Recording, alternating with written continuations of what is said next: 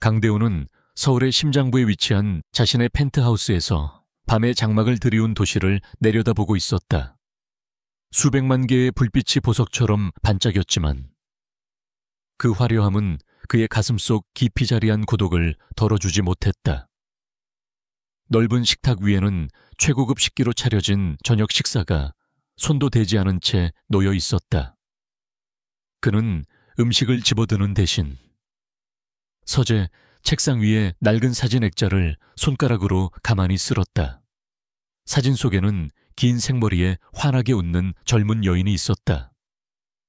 그녀의 이름은 김수연. 강대호의 첫사랑이었다. 그녀는 풋풋한 시절의 강대호에게 세상의 모든 빛이자 이유였다. 하지만 그녀는 오래전에 강대호의 곁을 떠났다.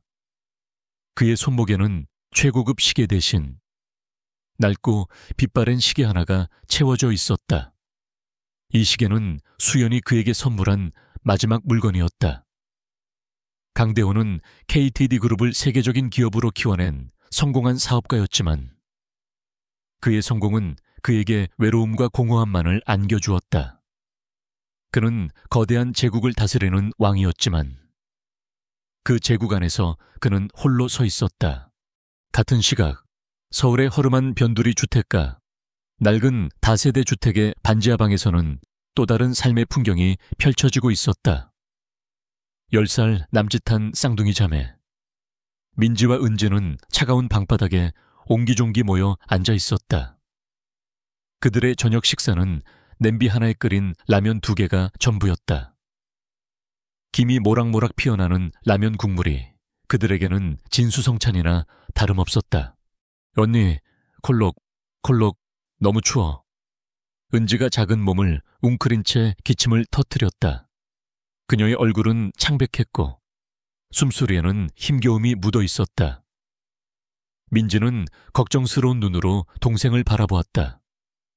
그녀는 남은 라면 면발을 은지에게 내밀었다. 은지야, 이거라도 더 먹어. 그리고 얼른 입을 덮고 있어.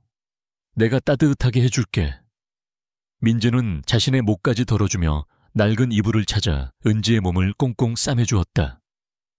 어린 나이였지만 민지는 이미 삶의 무게를 짊어진 가장과도 같았다. 그때 낡은 방문 밖에서 낑낑거리는 소리가 들려왔다. 민지는 조심스럽게 문을 열었다. 문 밖에는 털이 축축하게 젖은 채 온몸을 떨고 있는 유기견 한 마리가 서 있었다. 녀석의 눈은 배고픔과 추위에 지쳐 있었다. 민주는 자신들의 라면이 마지막 남은 식사임을 알았지만 망설이지 않았다. 그녀는 냄비에서 면발 몇 가닥을 집어들고 따뜻한 국물과 함께 조심스럽게 강아지 앞에 놓아주었다. 불쌍해라. 너도 배고프고 춥구나. 이거라도 먹어. 민지는 작게 속삭이며 강아지의 마른 등을 쓰다듬었다. 강아지는 경계심을 풀고 허겁지겁 면발을 먹기 시작했다. 민지는 강아지의 털을 부드럽게 쓰다듬으며 조용히 속삭였다. 이제 너는 보리야. 우리랑 같이 살자. 보리야. 보리는 민지의 온기에 기대어 몸을 비비며 꼬리를 흔들었다. 이 작은 생명에게 베푼 민지의 따뜻한 마음은 그녀의 순수하고 강인한 내면을 보여주었다. 민지의 목에는 빛바랜 동백꽃 문양의 목걸이가 걸려 있었다. 그것은 그녀의 돌아가신 어머니가 남긴 유일한 유품이었다. 민지는 어머니의 얼굴을 기억하지 못했지만 목걸이만큼은 늘 몸에 지니고 다녔다. 방 한편에는 어머니가 남긴 낡은 바이올린이 놓여 있었다. 나무가 닳고 상처투성이었지만 민지에게는 세상 무엇과도 바꿀 수 없는 보물이었다. 바이올린의 넥 부분에는 알 수 없는 알파벳 H가 희미하게 새겨져 있었다. 민지는 학교에 다녀온 후 남은 시간 내내 바이올린을 연습했다. 그녀는 누구에게도 배운 적 없었지만 바이올린을 켜는 순간 세상의 모든 슬픔과 기쁨이 멜로디로 흘러나오는 듯했다. 특히 그녀가 자주 연주하는 어떤 곡조는 가슴 저미도록 애잔하면서도 알 수 없는 희망을 품고 있었다. 그 곡조는 마치 그녀의 영혼 깊은 곳에서 울려 퍼지는 듯 했다. 그녀의 작은 손은 거친 현위를 자유롭게 넘나들었고 낡은 바이올린은 그녀의 손에서 경이로운 소리를 뿜어냈다. 그들은 알지 못했다. 강대호의 호화로운 펜트하우스와 민지의 낡은 반지하방은 물리적으로 멀리 떨어져 있었지만 이미 오래전부터 끊어질 수 없는 운명의 실로 엮여 있었다는 것을, 강대호의 잃어버린 사랑의 기억과 민지의 잊힌 과거가 곧 충격적인 방식으로 마주하게 될 것이라는 것을 말이다. 그리고 그들의 작은 삶이 억만장자의 차가운 심장을 다시 뛰게 만들 것이라는 것을 강대호는 지루한 자선 행사에 참석해 억지로 미소를 짓고 있었다. 부와 명예로 가득 찬 연 회장은 그에게는 그저 공허한 가면무도회일 뿐이었다. 그는 시끄러운 음악과 가식적인 대화 속에서 벗어나고 싶었지만 KD그룹의 CEO로서 이런 자리에 참석하는 것은 피할 수 없는 의무였다.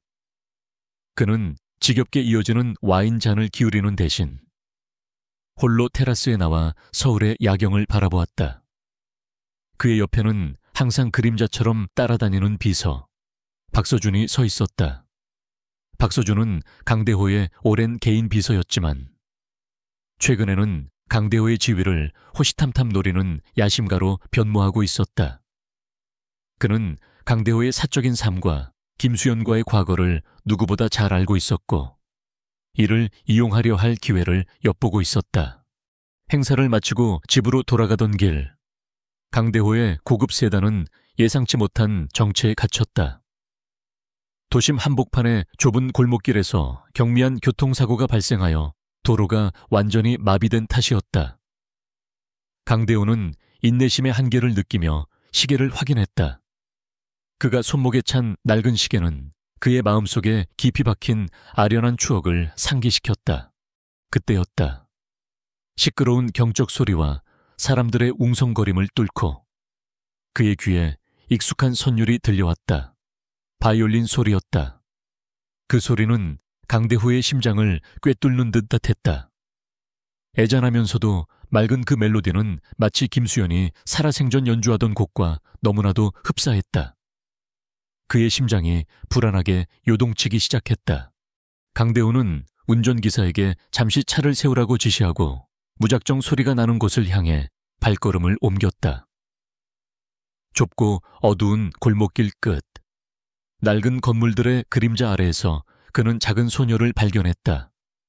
소녀는 달아빠진 바이올린을 품에 안고 눈을 감은 채 연주에 몰두하고 있었다. 그녀의 연주 앞에는 깡통 하나가 놓여 있었고 그 안에는 동전 몇 개가 전부였다. 그 순간 강대호는 숨을 멈췄다. 소녀의 얼굴은 김수현의 어린 시절과 놀랍도록 닮아 있었다. 특히 크고 맑은 눈빛은 수연을 그대로 빼닮은 듯했다. 그의 심장이 격렬하게 뛰었다. 환영인가 아니면 기적 그는 자신이 너무나도 그리워했던 첫사랑의 망령을 보는 듯 단 착각에 빠졌다. 강대호가 넋을 잃고 소녀를 바라보고 있을 때였다. 바이올린 소리가 뚝 끊겼다. 소녀의 곁에 웅크리고 있던 또 다른 소녀가 갑자기 심한 기침을 하며 몸을 떨기 시작했다. 콜록 언니, 나 너무 아파. 은지의 목소리는 힘없이 흩어졌다. 그녀의 입술 사이로 붉은 피가 스며 나왔다. 은지는 고통스러운 듯 가슴을 움켜쥐고 그 자리에서 쓰러졌다. 민지는 비명을 질렀다. 은지야 정신 차려. 누가 좀 도와주세요. 그녀의 목소리는 절규에 가까웠다. 작은 몸으로 은지를 부둥켜 안았지만 그녀는 무엇을 해야 할지 알 수 없었다. 그녀의 눈에서는 뜨거운 눈물이 쏟아져 내렸다. 강대호는 충격에서 벗어나 재빨리 소녀들에게 달려갔다. 은지의 창백한 얼굴과 고통스러워하는 모습은 그를 현실로 끌어내렸다. 그는 더 이상 이 상황을 외면할 수 없었다. 본능적으로 자신의 코트를 벗어 은지의 몸을 덮어주었다. 그리고 곧바로 박서준에게 전화를 걸어 구급차를 부르라고 지시했다. 무쇠운 일입니까? 회장님. 박서준은 당황한 목소리로 물었다. 빨리 구급차를 불러. 그리고 병원으로 갈 준비를 해. 강대호의 목소리에는 단호함이 묻어 있었다. 그는 은지의 손을 잡았다. 손이 차갑게 식어 있었다. 그는 민지의 얼굴을 다시 보았다. 그 눈빛은 수연의 눈빛과 똑같은 간절함으로 자신을 바라보고 있었다. 구급차가 도착하고 은지는 급히 병원으로 이송되었다. 강대호는 민지와 함께 구급차에 동승했다. 병원 응급실. 의사는 은지의 상태를 확인한 후 심각한 표정으로 말했다. 아이의 상태가 매우 위중합니다. 급성 폐렴과 합병증으로 보입니다. 당장 수술이 필요합니다. 수술비도 만만치 않을 겁니다. 민지는 의사의 말에 주저앉았다. 그녀는 병원비가 얼마나 나오든 감당할 수 없다는 것을 잘 알고 있었다. 그녀의 작은 세상은 한순간에 무너져 내리는 듯했다. 선생님, 제발 살려주세요. 은지 좀 살려주세요. 민지는 의사의 다리라도 붙잡을 듯 애원했다. 강대호는 민지의 절규를 들으며 혼란스러운 감정에 휩싸였다. 그는 이 상황에서 단순히 돈을 지불하고 이들을 돕는 것으로 끝낼 수 없다는 것을 직감했다.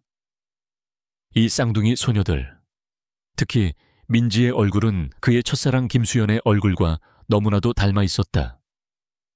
그리고 민지가 연주하던 바이올린 선율은 수연만이 알던 곡이었다. 이것은 단순한 우연이 아니었다. 강대호는 비서 박서준에게 속삭였다. 박서준, 이 아이들에 대해 당장 알아봐. 모든 것을 조사해. 한치의 오차도 없이 이 아이들이 누구인지, 왜 내 첫사랑과 똑같이 생겼는지 전부 알아내. 그의 목소리는 차분했지만 그 안에는 알 수 없는 간절함과 강렬한 호기심이 뒤섞여 있었다. 그는 박서준이 자신에게 복종하는 동시에 다른 속셈을 가지고 있음을 어렴풋이 느끼고 있었다. 박서준의 얼굴에는 미묘한 표정이 스쳐 지나갔지만 그는 이내 공손하게 고개를 숙였다. 예, 회장님, 즉시 처리하겠습니다. 강대호는 병원 복도에 선 채 창밖을 바라보았다. 밤은 여전히 깊었고 그의 마음속에는 복잡한 감정들이 소용돌이 쳤다. 그는 과거의 상처와 마주해야 할 순간이 왔음을 직감했다. 이 쌍둥이 소녀들은 그의 다친 마음을 강렬하게 흔들었고 그에게 잊고 지냈던 사랑과 책임감이라는 감정을 일깨우고 있었다. 그의 화려하고 고독했던 삶은 이제 이 작은 생명들의 존재로 인해 완전히 새로운 방향으로 흘러갈 운명에 놓였다. 그는 더 이상 예전의 강대호가 될 수 없을 터였다. 강대호는 병원 대기실에 딱딱한 의자에 앉아 초조하게 은지의 소식을 기다렸다. 그의 비서 박서준은 강대호의 지시를 받은 지 몇 시간 만에 쌍둥이 자매에 대한 모든 정보를 취합해 그의 앞에 내밀었다. 보고서에는 충격적인 내용이 담겨 있었다. 회장님, 이 아이들은 김수연 씨의 친딸들입니다. 정확히는 회장님의 첫사랑, 김수연 씨와 동명이인이 아닌 회장님의 첫사랑 김수연 씨의 친딸들입니다. 박서준의 목소리는 미묘한 떨림을 담고 있었다. 강대호의 손에서 보고서가 떨어져 나갔다. 그의 눈이 휘둥그레졌다. 무슨 말도 안 되는 소리야. 수연이가요, 어떻게 그의 심장이 발작하듯 격렬하게 뛰었다. 보고서에는 쌍둥이 자매의 이름, 나이, 그리고 사망한 어머니의 이름이 명확하게 김수연으로 기재되어 있었다. 그리고 결정적인 단서. 김수연이 쌍둥이를 낳고 얼마 지나지 않아 홀로 사라졌다는 기록이 있었다. 그녀는 남편 없이 홀로 아이들을 키우다 몇 년 전 지병으로 사망했다는 내용도 첨부되어 있었다. 강대호는 보고서를 다시 집어들었다. 수연이 아이를 낳았고 그 아이들이 자신의 딸이라는 사실을 믿을 수 없었다. 수연은 자신을 떠난 후 누구와도 결혼하지 않았으며 아이를 낳았다는 소식도 전혀 없었다. 아니, 있을 수 없었다. 그는 박서준에게 다그치듯 물었다. 이게 확실한 정보인가? 김수연 씨가 정말 이 아이들의 어머님이라고 내가 아는 김수연이 맞느냐고. 박서준은 고개를 숙였다. 네, 회장님. 저희가 파악한 바로는 김수연 씨는 회장님과 헤어진 직후 홀로 이주하여 쌍둥이를 출산했습니다. 그녀는 평생 미혼으로 살았고 가족 없이 홀로 아이들을 키웠다고 합니다. 건강이 좋지 않았음에도 아이들을 위해 최선을 다했다고 합니다. 박서준의 눈빛은 강대호에게 동정심을 보이는 듯 했지만 그의 입꼬리는 미묘하게 올라가 있었다. 그는 강대호의 이 모든 비극과 충격적인 진실 뒤에 자신이 숨겨둔 또 다른 비밀이 있음을 알고 있었다. 김수연이 강대호를 떠난 진짜 이유, 그리고 그녀의 사망에 얽힌 진실을 박서준은 알고 있었지만 이를 강대호에게 알리지 않고 있었다. 그는 이 모든 상황을 이용하여 강대호의 약점을 잡고 자신의 야망을 실현할 기회를 노리고 있었다.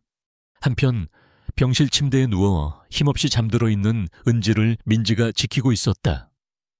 은지의 숨소리는 여전히 불안정했고 민지의 작은 어깨는 슬픔에 잠겨 축 늘어져 있었다. 민지는 주머니에서 낡은 동백꽃 목걸이를 꺼내 만지작거렸다. 그것은 어머니의 마지막 흔적이었다. 바로 그때 민지의 눈에 침대 옆 작은 테이블 위에 놓인 낡은 바이올린이 들어왔다. 은지는 바이올린 소리를 들으면 항상 편안해했다. 민지는 조심스럽게 바이올린을 집어들었다. 바이올린 내게 새겨진 아치라는 글자가 눈에 들어왔다. 그녀는 어머니가 돌아가시기 전 이 바이올린은 너의 운명과도 같은 것이니 절대로 놓지 말라고 말했던 것을 기억해냈다. 민지는 자신을 안심시키기 위해서라도 그리고 동생 은지에게 힘을 주기 위해서라도 연주를 해야만 했다. 그녀는 눈을 감고 화를 켰다. 애잔하면서도 강렬한 멜로디가 병실을 가득 채웠다. 그 곡은 강대호와 김수연이 어릴 적 함께 만들었던 세상에 단 한 번도 발표된 적 없는 미발표곡이었다. 그 곡은 그들만의 비밀스러운 사랑의 맹세이자 추억이었다. 강대호는 그 멜로디를 듣는 순간 온몸에 전율이 흘렀다. 그는 병실 문틈으로 민지의 연주를 지켜보고 있었다. 민지의 손놀림과 감정 표현은 마치 어린 시절 수연이 자신을 위해 연주해주던 그 모습과 똑같았다. H라는 이니셜은 수연이 사용하던 예명. 현주 H운조의 첫 글자였다. 강대호는 숨이 막혔다. 이 모든 것이 우연일 리 없었다. 그는 확신했다. 민지와 은지는 수연의 딸들이었고 어쩌면 자신의 딸들일지도 모른다는 섬뜩한 직감이 그의 심장을 강하게 때렸다. 그때 민지의 뒤에서 그림자처럼 나타난 박서준이 조용히 미소를 지으며 민지에게 다가갔다. 꼬마 아가씨, 바이올린 연주가 아주 훌륭하네요. 마치 김수연 씨가 환생한 것 같습니다. 박서준의 목소리는 친절했지만 그의 눈빛은 뱀처럼 차가웠다. 민지는 깜짝 놀라 연주를 멈추었다. 아저씨는 누구세요? 저는 KD그룹의 박서준 비서라고 합니다. 민준이 아버님. 강대호 회장님의 비서입니다. 아가씨의 연주를 듣고 너무 감명받아서요. 박서준은 능글맞게 웃으며 민지의 손을 잡았다. 궁금한 것이 많은가 보군요. 제가 모든 것을 알려드릴 수 있습니다. 꼬마 아가씨의 어머니, 김수연 씨에 대해서도요. 그는 민지에게 자신의 명함을 건네주었다. 그의 의도는 명백했다. 민지에게 접근하여 강대호의 정보를 빼내고 그와 쌍둥이 자매 사이를 이간질하려는 것이었다. 강대호는 병실 문 밖에서 이 모든 광경을 지켜보고 있었다. 박서준의 친절한 가면, 뒤에 숨겨진 차가운 계산을 그는 느낄 수 있었다. 박서준은 이미 자신의 과거를 캐고 있었고 이 쌍둥이 자매를 이용하려 한다는 것을 직감했다. 강대호의 심장은 분노와 배신감으로 타올랐다. 그는 더 이상 박서준을 믿을 수 없었다. 이 순간 강대호는 은지와 민지를 보호해야 할 책임감과 함께 박서준의 진짜 속셈을 밝혀내야 한다는 새로운 과제를 안게 되었다. 그의 인생은 한순간에 뒤바뀌었고 그는 자신의 모든 것을 걸고 이 싸움에 뛰어들 준비를 해야 했다. 강대호는 은지의 병실에 홀로 앉아 민지와 수연의 놀랍도록 닮은 얼굴을 번갈아 떠올렸다. 박서준이 넘겨준 보고서와 민지의 바이올린 연주, 그리고 내게 새겨진 H 이니셜까지 모든 퍼즐 조각이 맞춰지는 듯 했다. 민지와 은지가 수연의 딸이며 어쩌면 자신의 딸일지도 모른다는 의심은 이제 확신으로 변하고 있었다. 그는 그동안 자신이 얼마나 소중한 것을 놓치고 살았는지 깨달으며 가슴이 찢어지는 고통을 느꼈다. 민지가 조심스럽게 병실 문을 열고 들어왔다. 강대호는 민지에게 다가가 그녀의 작은 손을 잡았다. 민지야, 엄마에 대해 더 이야기해 줄 수 있니? 김수연 씨에 대해서. 민지의 눈이 흔들렸다. 엄마는 제가 아주 어렸을 때 돌아가셨어요. 아빠는 없었고 엄마 혼자서 저희를 키우셨어요. 엄마는 늘 아팠지만 저희에게는 한 번도 힘든 내색을 하지 않으셨어요. 이 목걸이랑 바이올린은 엄마가 남겨주신 유일한 유품이에요. 엄마는 제가 슬프거나 힘들 때 이 바이올린을 켜면 하늘에서 엄마가 지켜보고 있을 거라고 말씀하셨어요. 민지는 목에 걸린 동백꽃 목걸이를 만지작거렸다. 강대호는 민지의 이야기를 들으며 가슴이 미어지는 듯했다.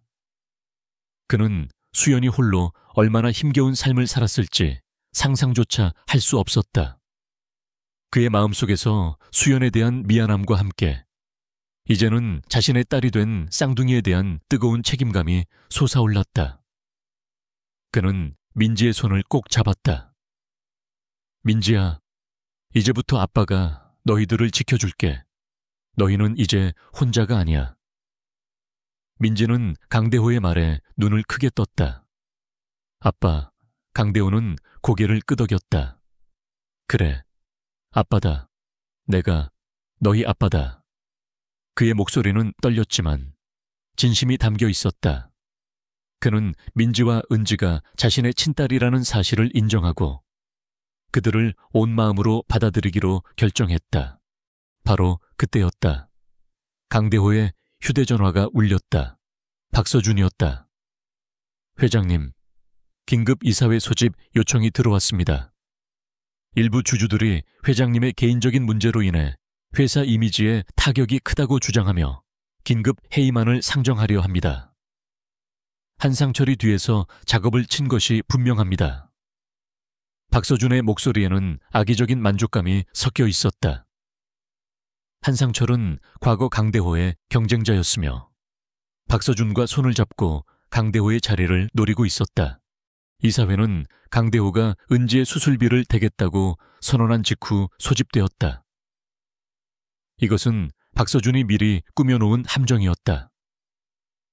그는 강대호가 쌍둥이에게 몰두하는 것을 약점으로 잡고 강대호가 회사의 돈을 사적인 일에 낭비한다고 비난할 계획이었다. 또한 그는 은지의 치료를 방해하기 위해 병원 측에 압력을 넣어 수술 일정을 고의로 지연시켰다. 박서준은 강대호가 재정적인 압박과 시간적 압박 속에서 무너지기를 바랐다. 강대호는 분노했다. 이 개자식. 그는 은지의 병세를 확인했다. 은지의 상태는 점점 더 나빠지고 있었다. 의사는 수술이 더 이상 지체되면 위험하다고 경고했다. 은지의 희미한 숨소리는 강대호의 심장을 죄어오는 듯했다. 그는 딸을 살리기 위해 모든 것을 걸어야 했다. 이사회는 KD그룹 본사 최고층에 위치한 회의실에서 열렸다. 이 회의실은 한때 강대호의 권력을 상징하는 곳이었지만 이제는 그에게 족쇄를 채우려는 자들의 투기장이 되었다. 강대호는 민지에게 은지 곁을 지키라고 당부하고 홀로 이사회장으로 향했다. 그의 발걸음은 무거웠지만 그의 눈빛은 결코 흔들리지 않았다. 그는 이 자리에서 자신의 명예와 딸들의 미래를 지켜내야 했다.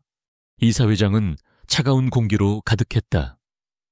박서준은 이미 주요 주주들을 자신의 편으로 끌어들인 상태였다. 그는 강대호가 도착하자 비열한 미소를 지으며 말했다.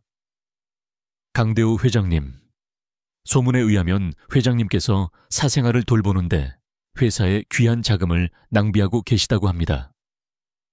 심지어 그 아이들이 회장님의 명예를 더럽히는 거짓말쟁이라는 소문까지 나돌고 있습니다. 박서준은 민지와 은지가 강대호의 돈을 노리고 접근한 사기꾼이라는 기사를 조작하여 배포했고 이사회에 참석한 주주들에게 이 기사를 보여주며 강대호를 비난했다. 주주들의 얼굴에는 의심과 조롱이 뒤섞여 있었다.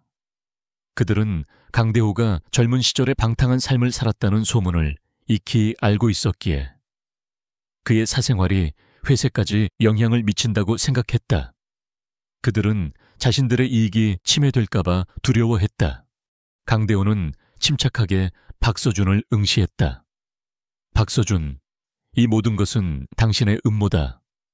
내가 은지와 민지의 친부라는 사실은 명백하며 그 아이들은 나에게 생명과도 같은 존재다. 그는 주주들을 향해 고개를 돌렸다. 여러분, 저는 이 아이들을 살리기 위해 모든 것을 할 것입니다.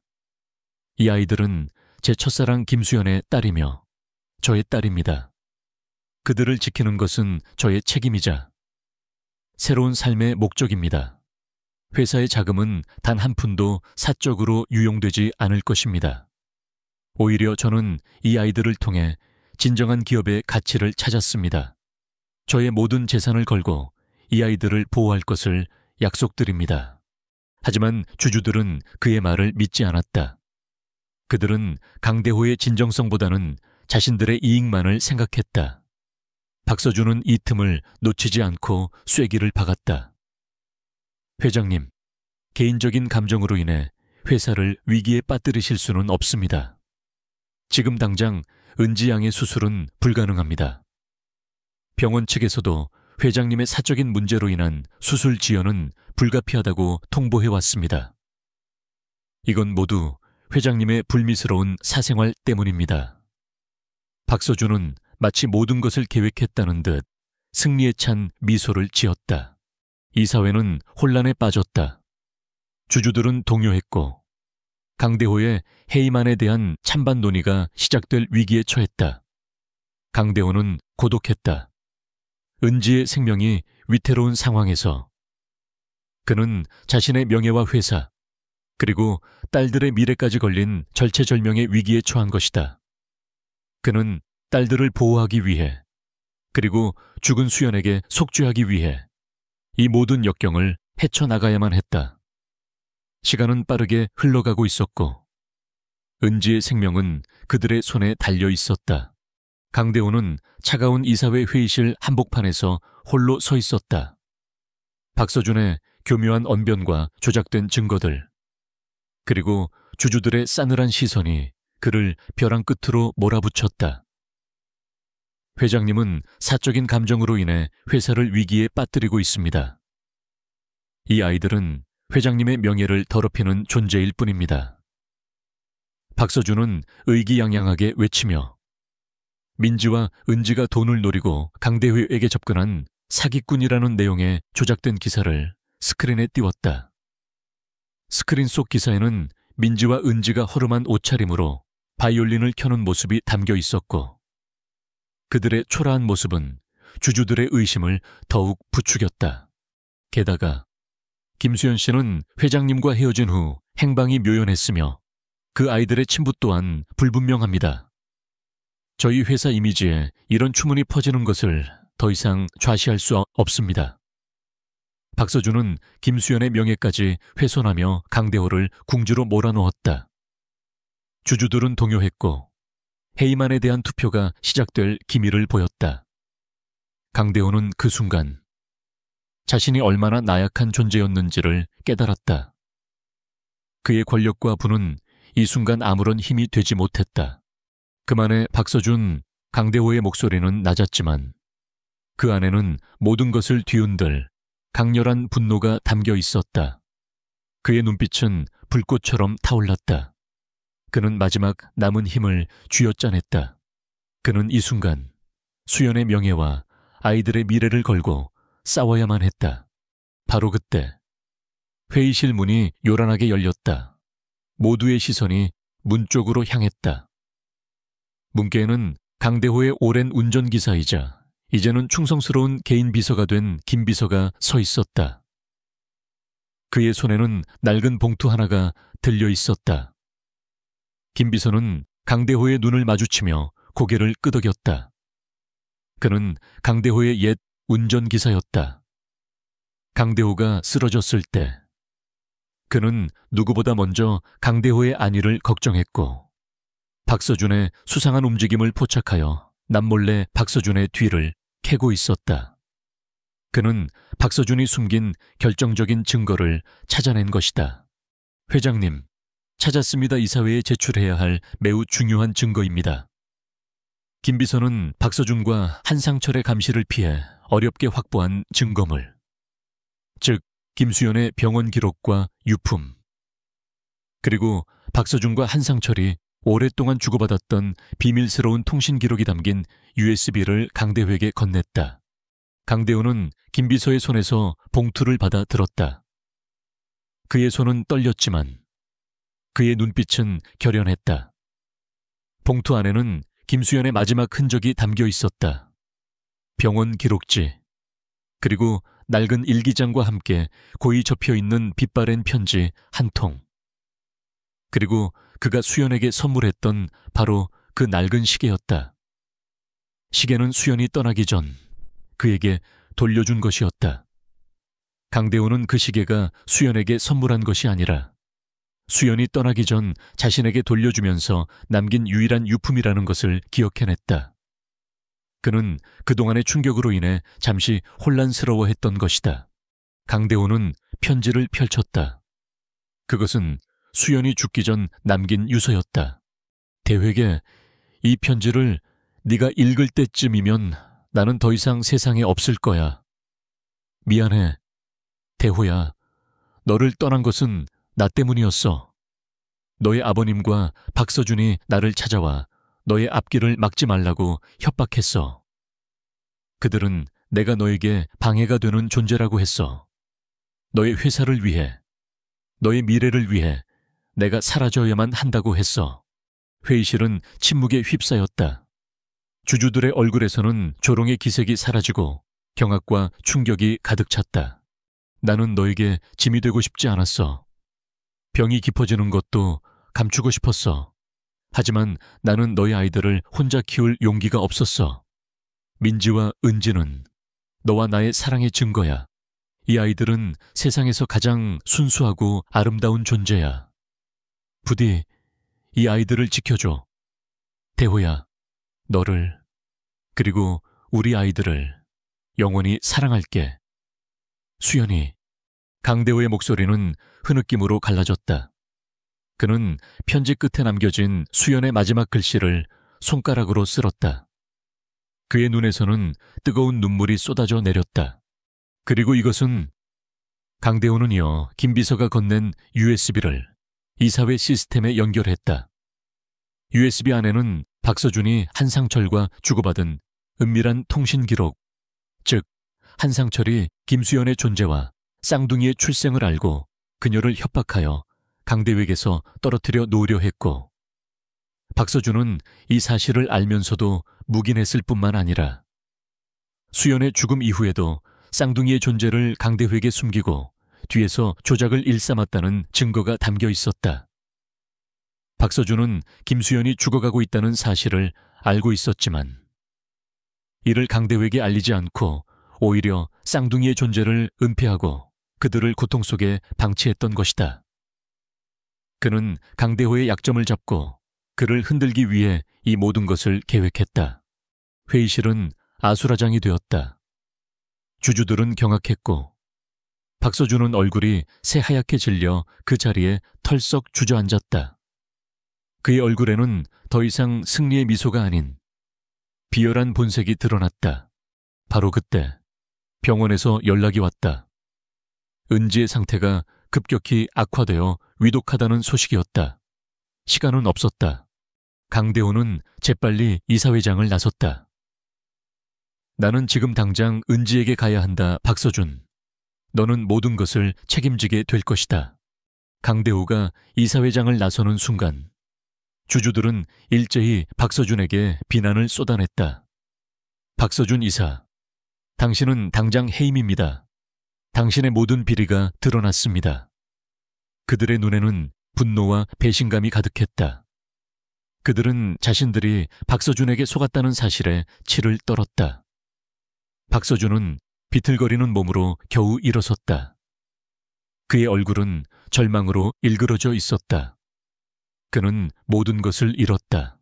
강대호는 병원으로 향하는 차 안에서 민지에게 전화했다. 민지야, 아빠가 지금 은지에게 가고 있어. 모든 게 잘 될 거야. 아빠가 너희 곁을 절대 떠나지 않을 거야. 강대호의 목소리에는 눈물이 섞여 있었다. 그는 은지에게 도착하자마자 수술 동의서에 서명하고 은지의 손을 잡았다. 그의 눈빛에는 다시는 딸들을 잃지 않겠다는 강렬한 의지가 담겨 있었다. 그는 수연에게 그리고 민지와 은지에게 속죄하던 은지의 작은 손을 놓지 않았다. 이사회는 박서준의 해임을 만장일치로 결의했고 강대호의 모든 혐의는 벗겨졌다. 김수연은 오랜 오해와 편견에서 벗어나 모든 이에게 진정한 사랑과 희생의 상징으로 기억될 수 있게 되었다. 강대호는 모든 것을 되찾았지만 그에게 가장 소중한 것은 잃어버렸던 가족을 되찾은 것이었다. 그리고 이제 그는 딸의 생명을 구하기 위해 마지막 사투를 벌여야 했다. 강대호는 은지의 수술실 문이 굳게 닫히는 것을 보며 비로소 안도의 한숨을 내쉬었다. 그의 심장은 여전히 격렬하게 뛰고 있었지만 더 이상 불안과 절망 때문이 아니었다. 민지가 그의 옆에 서서 작은 손으로 그의 팔을 꼭 잡았다. 아빠, 은지는 괜찮을 거예요. 엄마가 하늘에서 지켜줄 거예요. 민지의 목소리는 어린아이답지 않게 침착했지만 그녀의 눈빛에는 깊은 슬픔과 함께 간절한 희망이 담겨 있었다. 몇 시간의 초조한 기다림 끝에 수술실 문이 열리고 의사가 지친 얼굴로 나왔다. 수술은 성공적으로 끝났습니다. 고비를 잘 넘겼습니다. 하지만 아직 안심하기는 이릅니다. 앞으로 몇 주간 집중적인 치료와 회복 기간이 필요할 겁니다. 의사의 말에 강대호는 그 자리에 주저앉았다. 그의 얼굴에는 안도와 감격이 뒤섞인 눈물이 흘러내렸다. 민지는 강대호의 품에 안겨 흐느꼈다. 그들은 마침내 가장 큰 산을 넘은 것이다. 며칠 후 은지는 중환자실에서 일반 병실로 옮겨졌다.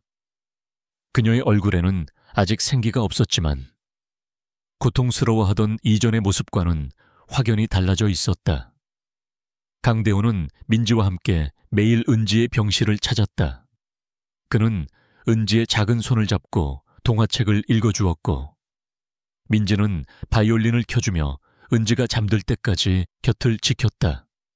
강대호는 그동안 잃어버렸던 가족과의 따뜻한 시간을 조금씩 되찾아가고 있었다. 그는 민지와 은지에게 지난 세월의 모든 것을 보상해주고 싶었다. 박서준은 법의 심판을 피할 수 없었다. 그는 사기, 횡령, 증거 조작, 그리고 김수연을 이용해 강대호를 협박하고 감금하려 한 혐의로 기소되었다.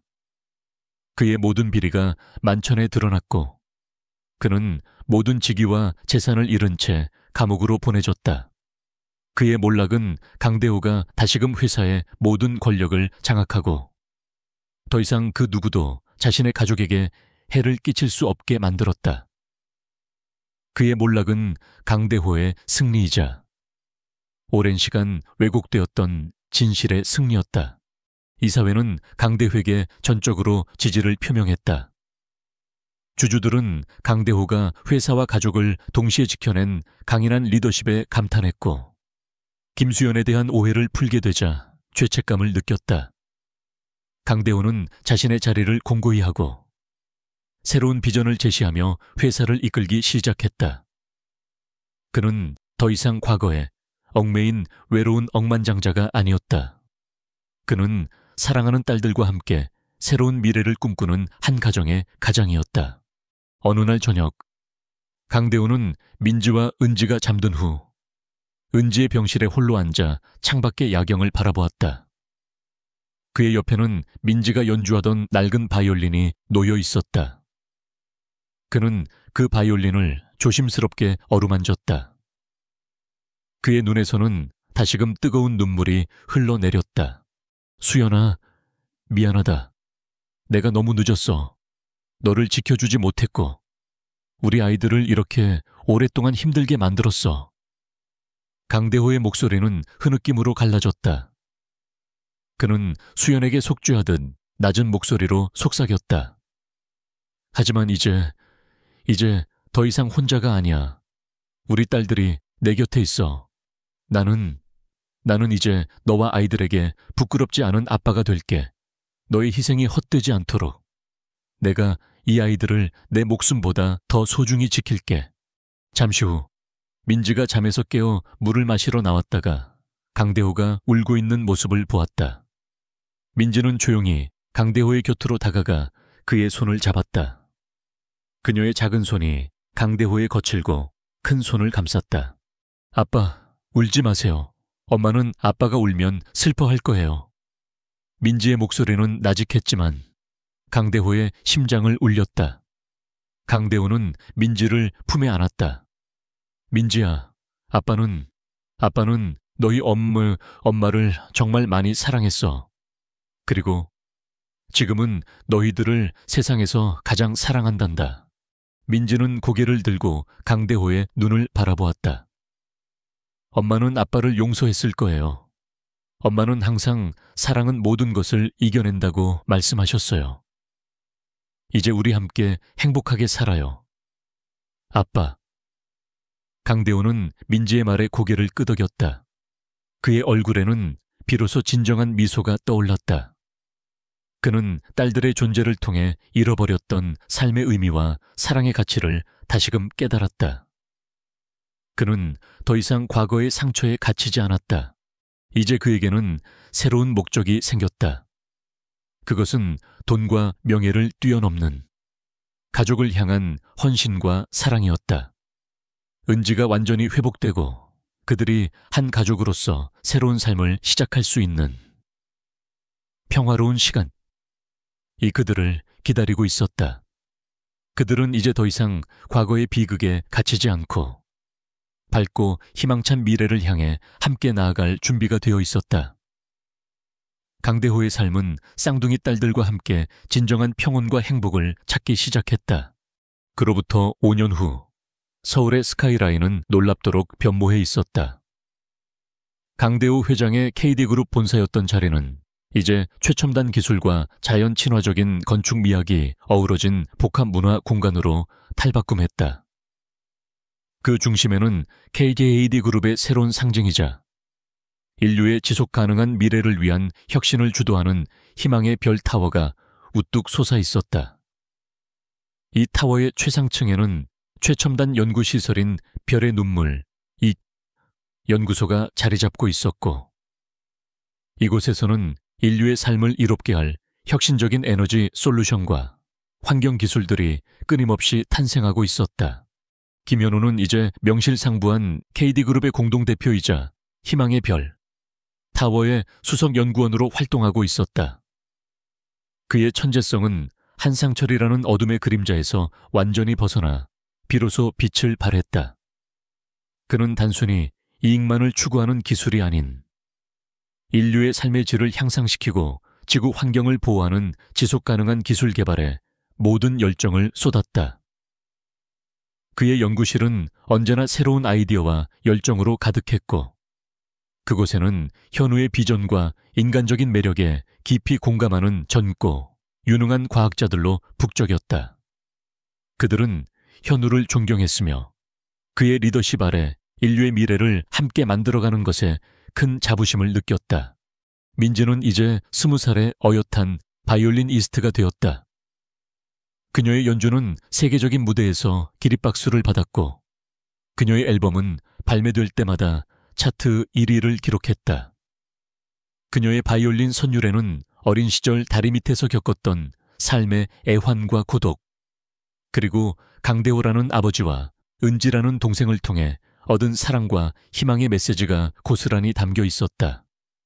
그녀의 대표곡인 동백꽃 멜로디셔는 돌아가신 어머니 김수연을 기리는 곡으로 슬픔 속에서도 피어나는 아름다운 삶의 의지를 표현하여 전 세계인의 마음을 울렸다. 민지는 자신의 공연 수익금 대부분을 강대호 회장이 설립한 김수연 희망 재단께 기부하며 아버지를 도왔다.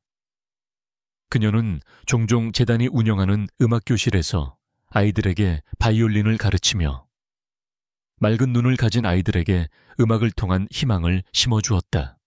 은지는 이제 15살의 밝고 건강한 소녀로 성장했다. 그녀는 더 이상 병약한 모습이 아니었다. 활기 넘치는 그녀는 학교에서 친구들과 어울리며 꿈을 키워나갔다. 은지는 특히 동물들을 사랑했으며 수의사가 되는 것을 꿈꾸고 있었다. 그녀는 주말마다 유기동물 보호소에서 자원봉사를 하며 아픈 동물들을 돌보았다.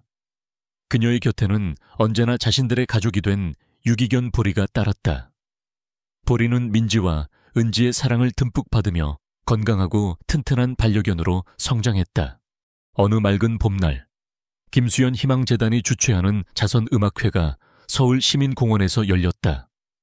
이 공원은 강대호가 과거 민지와 은지를 처음 만났던 바로 그 장소, 즉 교통사고가 발생했던 좁은 골목길과 그 주변의 낡은 건물들을 허물고 조성된 곳이었다. 민지가 그린 벽화들이 공원 벽면을 아름답게 수놓았고, 재단의 지원을 받아 자립에 성공한 사람들이 운영하는 작은 푸드트럭과 수공예품 가게들이 활기찬 분위기를 더했다. 강대호 회장은 민지의 연주가 시작되기 전 축사연단에 서서 환하게 웃었다. 그의 옆에는 이제는 백발이 성성하지만 여전히 온화한 미소를 띠고 있는 비서 김 실장, 이제는 강대호 회장의 가장 믿음직한 고문이자 친척과 다름없는 존재, 이 서 있었다. 김 실장은 강대호가 가장 힘들고 외로웠을 때 곁을 지켰던 유일한 사람이었고, 이제는 K그룹의 ADDA 이사회 멤버로서 김수연 희망재단의 운영에도 적극적으로 참여하고 있었다. 김 실장은 강대호 회장의 격변했던 인생을 누구보다 가까이서 지켜봤고, 그 변화의 중심에 민지와 은지가 있다는 것을 잘 알고 있었다. 그의 눈에는 깊은 감동과 만족감이 서려 있었다. 강대호 회장은 마이크를 잡고 떨리는 목소리로 말했다. 저는 한때 모든 것을 가졌지만 가장 소중한 것을 잃고 공허함에 살았던 사람이었습니다. 저는 이 자리, 바로 이곳에서 저의 첫사랑의 흔적을 발견했고 저의 딸들을 만났습니다. 그들은 저에게 진정한 삶의 의미와 사랑의 가치를 일깨워 주었습니다. 이제 저는 그들에게 받은 사랑을 더 많은 사람들에게 돌려주고자 합니다. 이 재단은 그 사랑의 증거입니다. 강대호는 연단에서 내려와 세 아들, 아니 이제는 세 딸과 아들 같은 현우와 민지를 따뜻하게 포옹했다. 현우, 민지, 은지는 나란히 서서 강대호를 바라보며 미소 지었다. 그들은 더 이상 외롭고 힘들었던 과거의 어린 소녀들이 아니었다. 그들은 서로에게, 그리고 강대호에게 가장 소중한 가족이었고 세상을 따뜻하게 변화시키는 주역들이었다. 그들의 얼굴에는 평온함과 함께 밝은 미래에 대한 기대감이 가득했다. 그들은 돈과 권력만으로는 얻을 수 없는 진정한 행복을 찾았다. 행사가 끝나고 강대호와 새아이는 공원의 한적한 벤치에 앉아 저물어가는 노을을 바라보았다. 그들의 앞에는 김수현 희망재단에서 새로 지은 아담한 음악, 학교 건물이 보였다. 그 안에서 아이들의 해맑은 웃음소리와 함께 바이올린 선율이 새어나왔다. 아빠, 엄마가 지금 우리를 보고 미소 짓고 있을까요? 민지가 나직하게 물었다. 강대호는 고개를 끄덕이며 민지의 머리를 쓰다듬었다. 그럼 수연이는 분명 우리를 보고 아주 행복해하고 있을 거야. 우리를 자랑스러워할 거야. 현우가 미소 지었다. 그리고 이제 우리는 그 사랑을 더 많은 사람들에게 전해줄 겁니다. 회장님, 은지가 보리의 털을 쓰다듬으며 덧붙였다. 우리도 엄마처럼, 아빠처럼, 그리고 현우 오빠와 민지 언니처럼 다른 사람들에게 희망을 주는 사람이 될 거예요. 그들의 이야기는 세상의 모든 이들에게 진정한 가치는 가진 것에 있지 않고 베푸는 마음에 있다는 것을 말해주고 있었다. 한때 절망의 상징이었던 다리 밑과 허름한 골목은 이제 희망과 사랑이 넘치는 공간으로 변모했다.